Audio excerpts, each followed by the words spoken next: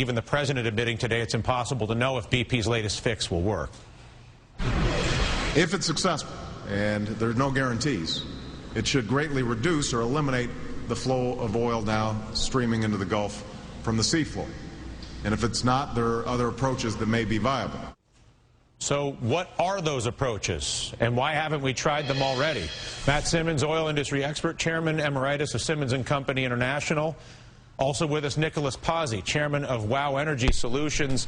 Nice to see you both. Matt, again, we spoke a couple of days ago, but the connection was terrible. Before we get into alternatives, your assessment of the probability of success with Top Kill, to the extent to which you're skeptical, why, and if you could just explain why you think it's possible this oil could flow not for months, but for years to come. Why are you so skeptical of efforts to fix it? Well, first of all, I had the luxury this morning finally, because I now have the video streaming of the leak.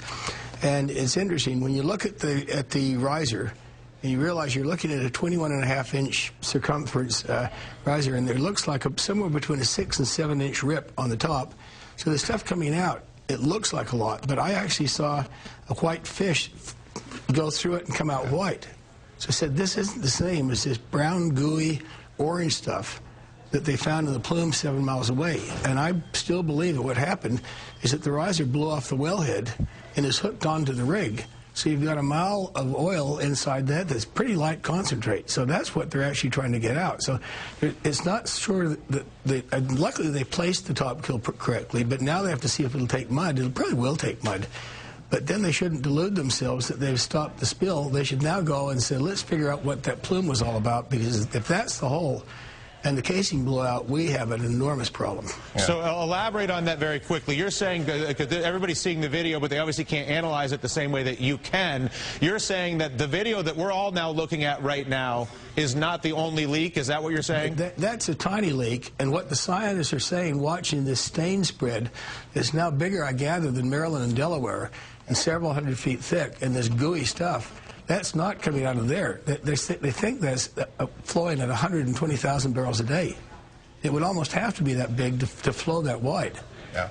And where do you believe the second outlet is relative to what we're seeing on the video, Matt? Well, what the research vessel found a week ago Sunday was this giant plume about 6 miles away, and then this huge layer of goo on the ocean floor. That's almost certain that, I mean, maybe it's a natural fracture. I think that's where the wellhead is. Yeah.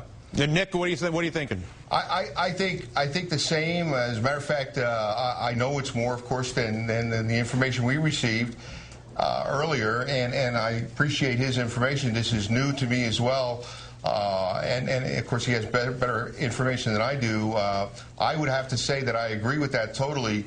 The thing is also that because of the casing that was put in had no O-rings, you have multiple places for leaks to occur. So I would have to say that I hope this Top Kill works, but the probability of it working is probably very slim. Now, could it slow it down? Yes. Could it actually cause an explosion and blow the top off of this particular thing? Absolutely, and that would make it worse.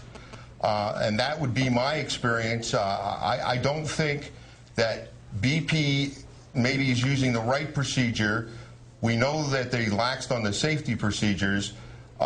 We also know that they didn't put some O-rings into the concrete casing, so they have to seal up the concrete casing, basically, which means that without an O-ring in it, you are pumping mud and concrete into the water.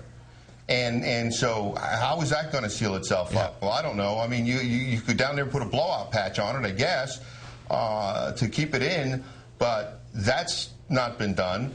You also, I mean, if it was me, and again, this is just me, my experience is I would basically take that 4-inch line and put it down there under high pressure and balloon it with a liquid, not with any kind of gas or anything, is basically balloon it, stop it, and then pour the mud on top of it. I want to switch, Nick, if I can, to containment for just a moment here, and that's not to diminish what you just said, Matt, and I think that analysis is incredibly important and insightful, and hopefully will be shared with as many people involved with what's going on there as possible if it hasn't been already. to containment we go, though, Nick. One of your ideas that you've talked about in the past is the use of a super tanker. There is belief that that is a viable option, at least to contain the spill on the top. We asked British Petroleum about that. They sent us the following picture. We'll tee it up for you. And they say the reason we can't send a super tanker in is because you see all those dangling lines and submersibles off of all those ships in the middle of the Gulf. No super tanker can navigate around that spill because it's quite simply too busy. Right. Is that valid? It's valid to a point. You see, the key word here is tanker, not super. Tankers of any size, anything that stores anything can be used, of varying sizes. They could be maneuvered using tugs, the bigger ships if necessary, and used to unload whatever those guys are pumping up out of any depth, if you would, to store and separate as well. I mean, you can run it through a centrifuge and separate it and recover some of this energy. The other thing that's important is that the super tankers, as far as I'm concerned, should be at the center of the spill and then use ROVs, or what we call using smart pipe, which can be 48 inches in diameter up to 1,200 feet without flanges, or 14 inches down to 10,000 feet without flanges. So you have a choice, and that could be made on the deck of a tanker, put in the water. It's flexible. It could be maneuvered using ROVs, and you could suck up those plumes without any trouble whatsoever. Can you think of a reason why they wouldn't already be doing something like that, Matt? No, I cannot. Matt, what about you, Matt? I think they're so certain that they have the answer, and they're so certain that this riser is hooked onto the wellhead. What they should have done is made sure, followed the riser and see if it's not still on the rig floor. If it's on the rig floor, basically it's nowhere near the wellhead. They should have the day after the plumes were found sent something over to see what the hell it was. And so you think the most important thing for everybody to understand right now, Matt, is the distinction between the location of what we're seeing on that YouTube video that everybody's watching and the reality of broken pipes and disassembled equipment across the bottom of the sea floor that may actually be responsible for the vast majority of the crude oil or other carbon release into the ocean. Is that correct? It's certainly responsible for the big stain that's now bigger than Delaware and Maryland. That didn't come from that little dinky hole. That's right. So what they're doing is basically chasing a mouse, and behind them's a tiger. Yeah. All right, listen. And Matt, just to turn around, and the diameter of the pipe is actually 22 inches. The inside diameter is actually 21 inches, so it's half-inch wall pipe. So basically, you can calculate the flow through that pipe, and it's not. Is it the 5,000 that they're talking about? Probably that particular shot is. But to make the massive mess that's underneath there, and that BP has put actual dispersants on it to make it heavier so they could hide the enemy, if you would, it was not the answer. It may have been their solution, but it's definitely not what the industry would have done. And it just made it worse, as far as I'm concerned. So go ahead, Matt. What I've suggested to several government people is that the Navy should be working on a program to basically create a device to insert a bomb way down the wellbore and try to blow it up. Exactly. But, you're going to release everything then, aren't you? No, if you put it right down by the well, I mean, that's how Red Adair used to. That's right. That's right. That's how they blow out wells. Red Adair used to do that.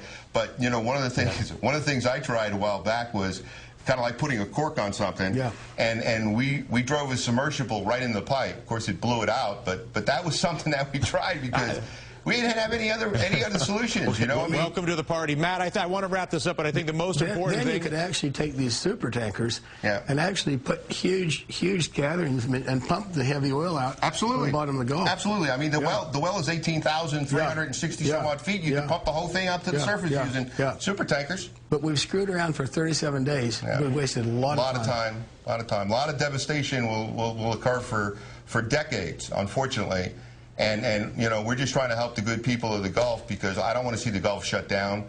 And I think we need to get the super tankers in there. This is a military operation as far as I'm concerned, with experts that have been there and done it, and they're not doing it, and I'm mad about it. Yeah, I think everybody in this country is, and I think that the two of you having a conversation like the one that you just had with me and with each other in public is incredibly valuable at a point when there is not enough understanding or information, particularly the identification, Matt, of the second plume, if you will, as the real problem. The elephant behind the mouse is the perfect metaphor, and as awful as it is to talk about the elephant, the only thing worse than not talking about the elephant is, if the only thing worse is not talking about the elephant. So thank you for being willing to do it. Nick, a pleasure. Matt, we'll talk to you sooner than later.